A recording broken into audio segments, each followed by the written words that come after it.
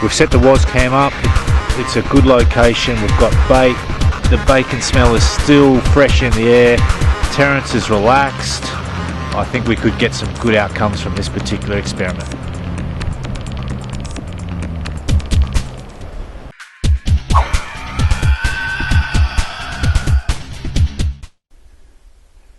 Yesterday we had a classic T.R.U fry up. We cooked up some bacon, we cooked up some eggs. We then let the smell waft through the valley. We placed Terence out and a camera in front of the bait and Terence. Now we're going to go back and collect Terence and the camera and see if any animals have come in to investigate the smell and also to eat that bait.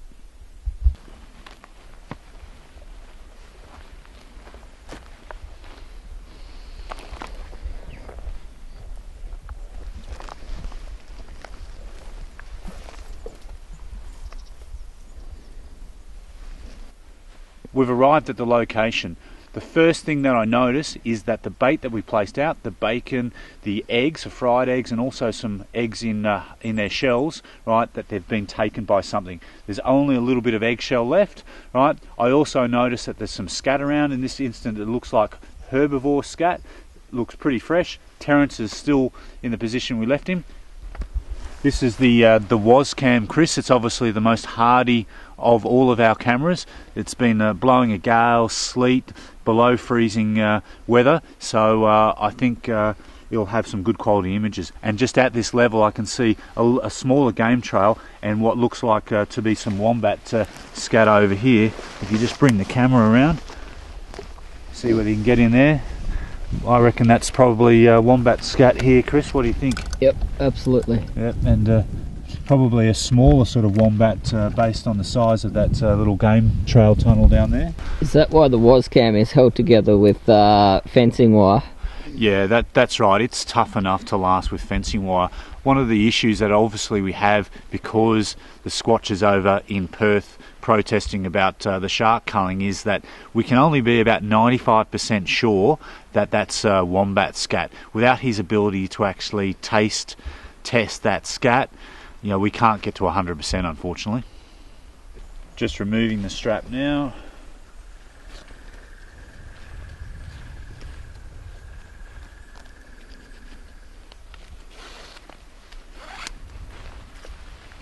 Double check that we've turned it off. Or on. Or on. Well, it is on, so it was on.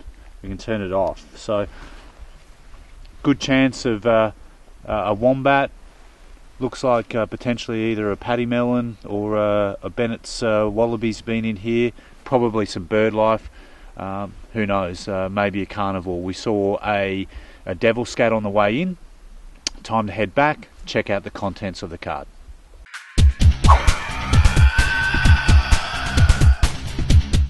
All right, what's this review?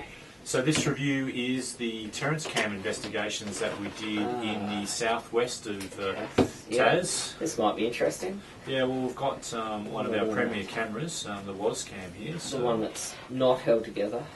Yeah, a bit like its namesake, not fully together. Not fully together. Card. Hopefully there's 8 gig of data on that card. Yeah, 8 gigs. So just to refresh, 2 separate nights. Night 1 was quite close to where our camp was. Yep. Because we'd noticed some prey species around that area, so we just propped Terence up and to see what would happen. Yep. We also noted that the prey species were quite game because of some frequent contact with probably a bit of free feeding. And then night 2 we actually had a bit of a bacon cook up. Yep. Let the bacon waft through the valley there. Some eggs, cooked eggs, raw eggs. Placed Terence out there with the bait, and away we went. And awesome. So let's have a look. Pop in the card. Pop in the card.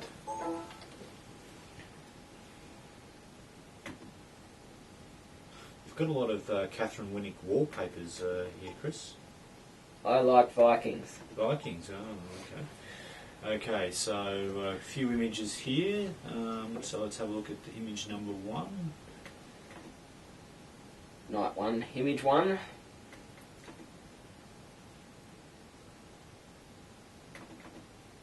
we go.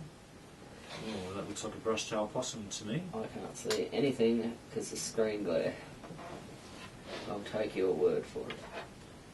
There it is. Yes, brush-tail opossum. Brush-tail opossum moving from centre of the screen to right. So, Awesome. so that would be moving off to the right of Terence, and so the camera was behind, just behind Terence.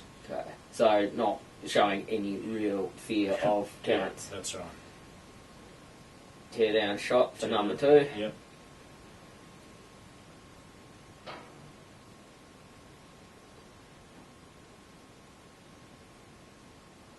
Number 3, set up shot.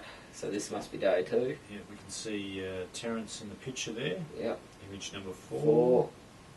Oh, What that was looks that? like a wombat.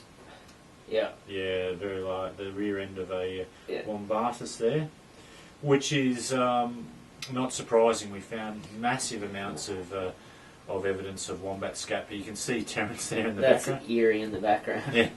So again, showing very little fear of a large predatory animal silhouette. Yeah. Image 5. Another wombatus. Yeah. Showing even less care and attention, basically shoving straight past him. Yeah. Excuse me, old fella. Yeah. I'm moving past. Tally ho, old chap, I'm coming through. 6. Oh, Brush-tail opossum. brush-tail opossum Again, showing very little. standing up on its rear legs there, going, yeah. So this is interesting. This is the first time we've really sort of got animals showing no care and attention at all of the shape, which might be, I mean, it's got no depth, it's got no real smell associated with it. Well, that's right. And I think one of the things that you quite often hear about Number 7. Number 7, right in where the actual food is, and turning towards Terence there. So, see that again. in fact, it's still just sort of moving towards Terence towards the end of it. Yeah. Perhaps going to politely ask, "Are you going to eat this bacon, old chap?" Yeah. Do you mind if I? Devil. Not in good condition. Yeah, it looks like it's missing a fair amount of hair off its back there. Could be an old animal. It's very difficult to.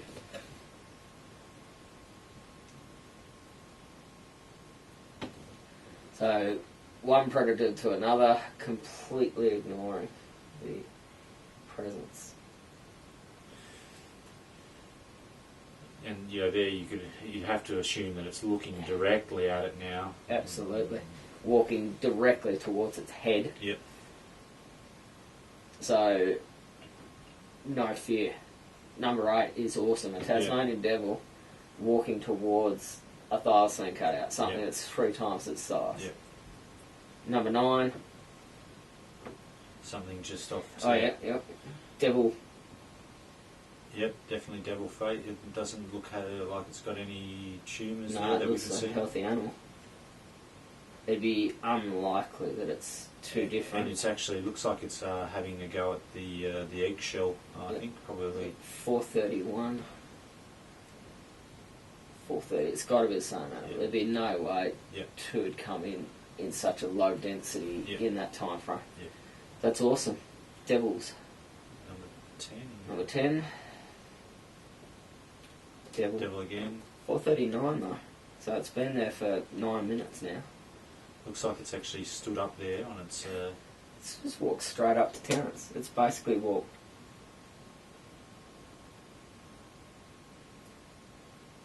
Yep. It basically walked underneath him. No, right underneath him, goes through underneath. Yeah. So that's number 10. Well, it had been raining, so perhaps it's saying I could shelter underneath you, old chap. The old chap. Like many of the Hollywood actors, you're a bit wooden, my friend. Number 11, Devil. Another 10 minutes after that, so it's been around that area for 20 or so minutes. Yeah.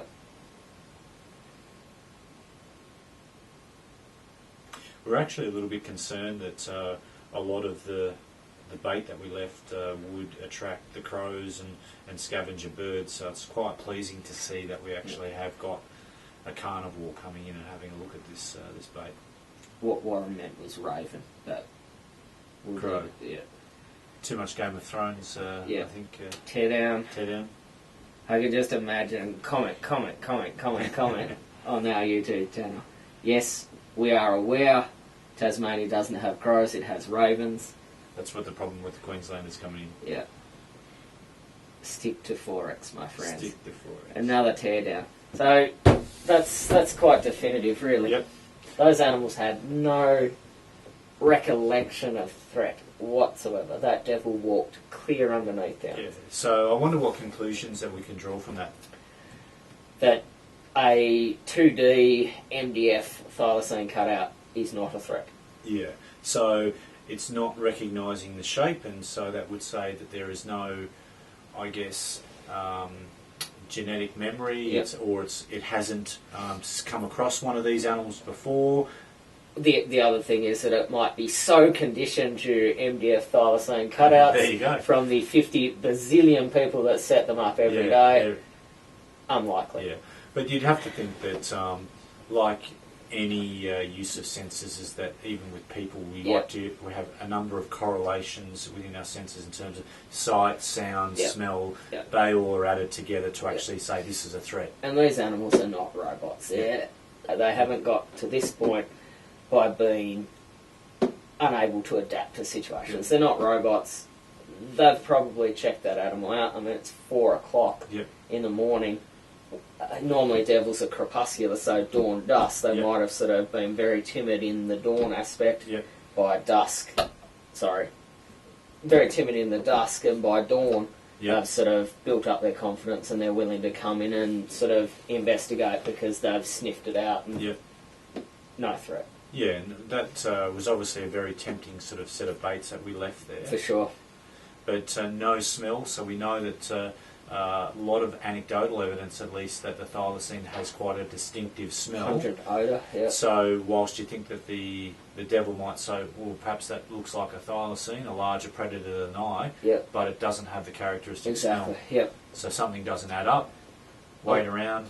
I like it. I think that's the most definitive sort of evidence we've got doing those series of experiments. It sort of is very conclusive compared to what we've done before. I guess to wrap up, I'd just like to say, booyah. Booyah. Sorry, booyah again. Booyah. Too much time in the field.